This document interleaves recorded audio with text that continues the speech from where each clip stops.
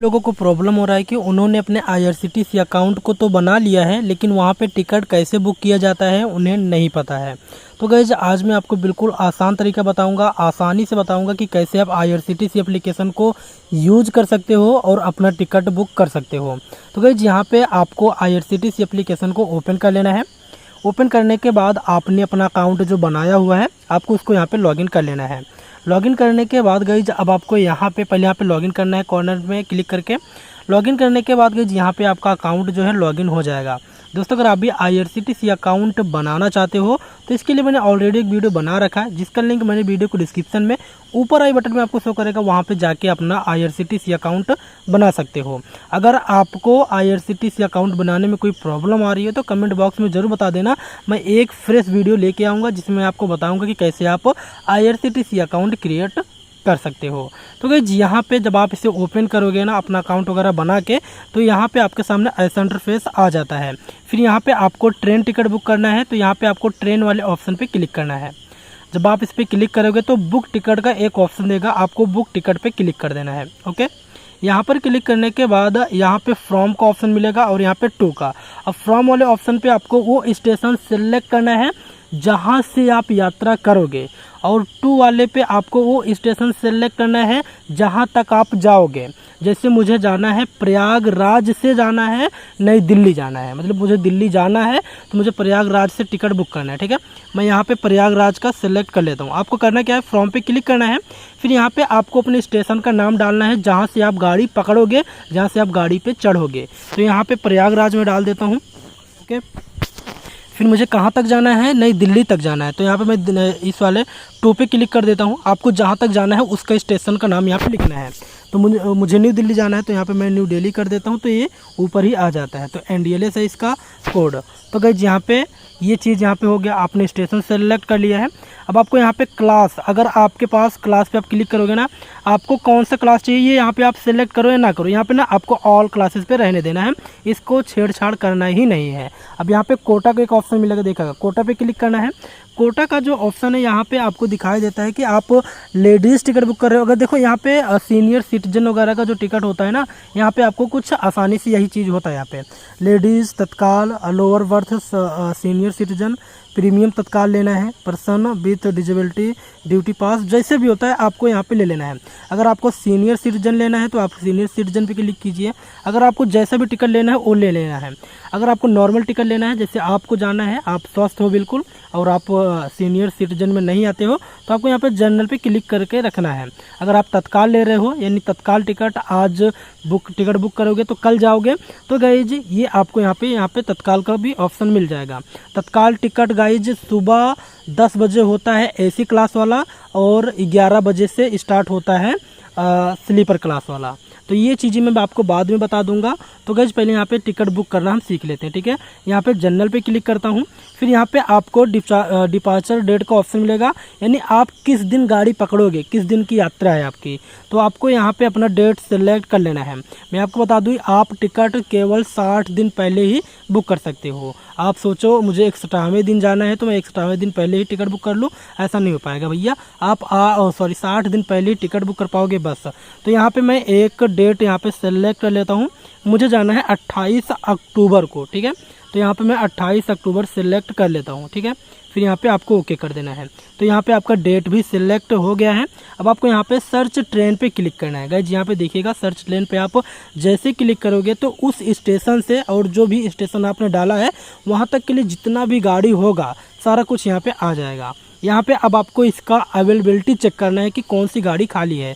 जैसे यहाँ पे पहला वंदे भारत है, मैं देखता हूँ ये गाड़ी खाली है या फिर नहीं है। तो यहाँ पे मैंने क्लिक किया। क्लिक करने के बाद अवेलेबल 0819 दे रहा है, मतलब कि 819 सीट यहाँ पे खाली है। ठीक है, तो गाइज यहीं पे आपको ऐसे ऐसे करके गाड़ी टिकट चेक करना होता है, तो मतलब अवेलेबल है या फिर नहीं है। अगर यहाँ पे रेड कलर का दिखाई देगा तो समझ लीजिए कि गाड़ी भर चुकी है, वो खाली नहीं है।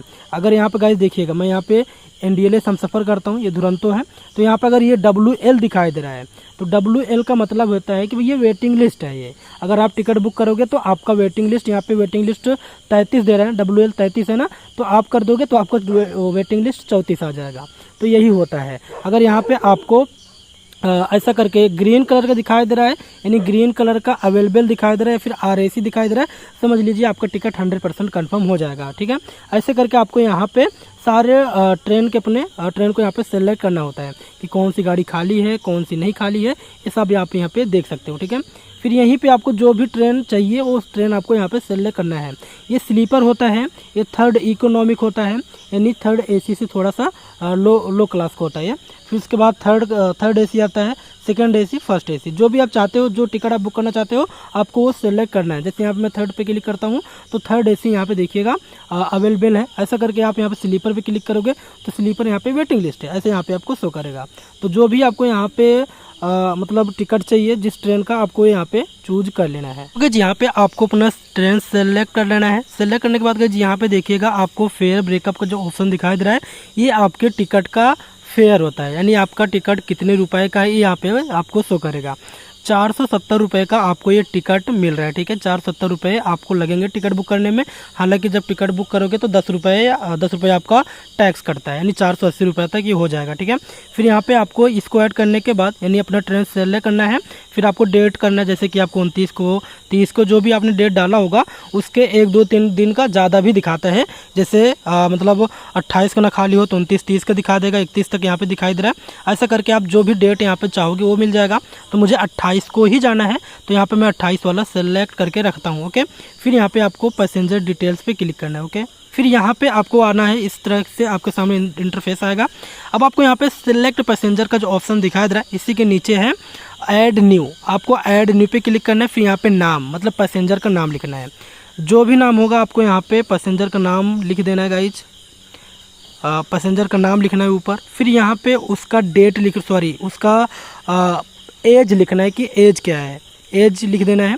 फिर आपको मेल फीमेल का ऑप्शन लेगा, मेल पे क्लिक करना है। ओके, फिर यहाँ पे आपको सिलेक्ट बर्थ का जो ऑप्शन दिखाई दे रहा है ना, सिलेक्ट बर्थ में आप हमेशा नो प्रेफरेंस करके रखना है। ओके, इससे क्या होगा कि आपका जो सीट होगा ना, ये 100% कन्फर्म होने के चांसेस इसके बढ़ जाते हैं, क्योंकि आपने यहाँ पे नो प्रेफरेंस रख दिया। इसका मतलब ये हुआ कि आपको कोई से भी सीट मिल जाए, ऊपर का, बीच का, मिडल का, या फिर लोअर, यानी अपर लोअर मिडल कोई भी मिल जाए, आपको यहाँ पे ये टिकट ढूंढेगा नहीं, जो भी सीट दिखेगा आपको दे देगा।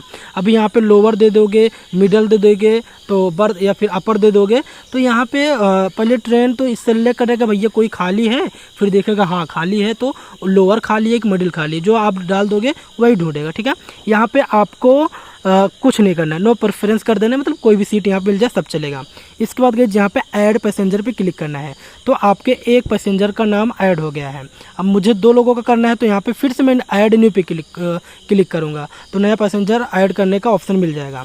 अब यहाँ पे ऐड न्यू करके आप 4 टिकट एक बार में बुक कर सकते हो। ओके, ये काम होने के बाद अब आपको यहाँ पे गाइज पैसेंजर मोबाइल नंबर जो ऑप्शन दिखाई दे रहा है, यहाँ पे आपका नंबर होगा। अगर आप अपना खुद का टिकट कर रहे हो तो आप अपना नंबर रहने दीजिए, नहीं तो यहाँ पे डायरेक्ट आप पैसेंजर का नंबर लिखिए। जो भी पैसेंजर का नंबर होगा आपको यहाँ पे ऐड कर देना है। ठीक है, ऐड करने के बाद अब आपको यहाँ पे पेमेंट का ऑप्शन पे आना है। देखिएगा नीचे आना है, तो यहाँ पे आपको पेमेंट वाला ऑप्शन, आप कुछ नहीं करना है, मतलब नंबर ऐड करने के बाद अगर आप नंबर नहीं भी ऐड करोगे तो भी चलेगा। तो यहाँ पे नीचे आना, तो यहाँ पे पे थ्रू क्रेडिट कार्ड, या फिर आप UPI से करना चाहते हो, यानी अपने गूगल पे, फ़ोन पे से पेमेंट करोगे, तो आपको यहाँ पे थ्रू भीम UPI पे क्लिक करना है। ठीक है, अगर आप भीम UPI यानी UPI का मतलब गूगल पे, फ़ोन पे, पेटीएम का यूज करते हो तो आपका 10 रुपये GST जाएगा। अगर आप अपने क्रेडिट कार्ड का यूज करते हो, डेबिट कार्ड का यानी ATM का यूज करते हो, नेट बैंकिंग का यूज करते हो, तो आपका 15 रुपये GST जाता है। तो यहाँ पे मैं गूगल पे से करने वाला हूँ, तो यहाँ पे देखिएगा मैंने पे थ्रू भीम UPI कर रखा है। अब यहीं के नीचे एक ऑप्शन मिलेगा ट्रैवल इंश्योरेंस, तो गाइस यहाँ पे आपको एस करके रखना है, क्योंकि 1-2 रुपये ही जाएगा। यहाँ पे एस पे जो क्लिक करोगे ना, आपका जो इंश्योरेंस होगा ना 1-2 रुपये का ही बनता है, तो 1-2 रुपये आप यहाँ पे जाने देना, क्योंकि अगर खुदा ना खास्ता रेल दुर्घटना में कुछ भी हुआ तो आपको यहाँ पे आपका इंश्योरेंस रहेगा, आपको यहाँ पे प्रॉफिट देखने को मिलेगा।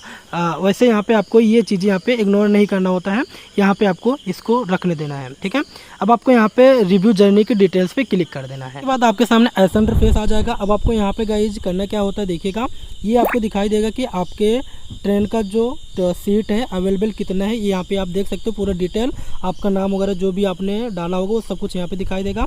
फिर इसके बाद अब आपको यहाँ पे एंटर कैप्चा का एक ऑप्शन मिलेगा, आपको कैप्चा पे क्लिक करना है। ठीक है, इस कैप्चा को यहाँ पे पूरा अच्छे से ऐड करना है। यहाँ पे आपको जो कन्वेंस फीस लग रहा है ना वो 10 रुपये है, यानी जो आपका GST लग रहा है वो 10 रुपये अलग से और कन्वेंस फीस 10 रुपये अलग से लग रहा है। ठीक है, यहाँ पे टोटल आपका 20 रुपया जा रहा है। ठीक है, अब आपको यहाँ पे प्रोसीड टू पे पे क्लिक करना है। फिर यहाँ पे आपको एस पे क्लिक कर देना है। जब आप एस पे क्लिक करोगे तो यहाँ पे देखिएगा आपको पेमेंट का ऑप्शन दिखाई देगा। ठीक है, अब आपको पेमेंट कैसे करना है ये चीज़ यहाँ पे आपको सेलेक्ट कर लेना है। तो गाइस यहाँ पे मैं फ़ोनपे को सेलेक्ट कर लेता हूँ। यहाँ पे प्रोसीड टू पे पे क्लिक करना है। फिर यहाँ पे आइएगा, फिर यहाँ पे आप फ़ोनपे से करना चाहते हो या फिर गूगल पे या फिर आप ATM जैसे पेटीएम से करना चाहते हो वो आपको यहाँ पे ऐड करना है। ठीक है, पे बाय एनी UPI ऐप, तो आपको पे बाय एनी UPI ऐप पे क्लिक कर देना है।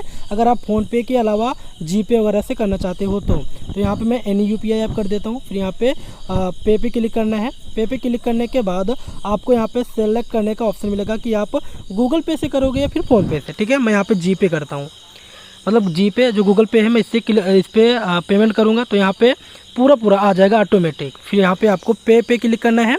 फिर जो आपका वो होगा गाइज जो पिन होगा आपको पिन ऐड कर देना है। बस पिन ऐड करते ही आपको यहाँ पे ओके करना है। जैसे आप ओके करोगे आपका टिकट बुक हो जाएगा। आपको ना बैक बटन दबाना है, कुछ भी नहीं करना है। ठीक है, आपका पेमेंट सक्सेसफुल होगा तो ऑटोमेटिक आपका टिकट बुक होके आपके पास आ जाएगा। ऊपर आपको PNR नंबर दिखाई देगा, नीचे यहाँ पे आपको सीट नंबर वगैरह सब कुछ यहाँ पे देखने को मिलेगा।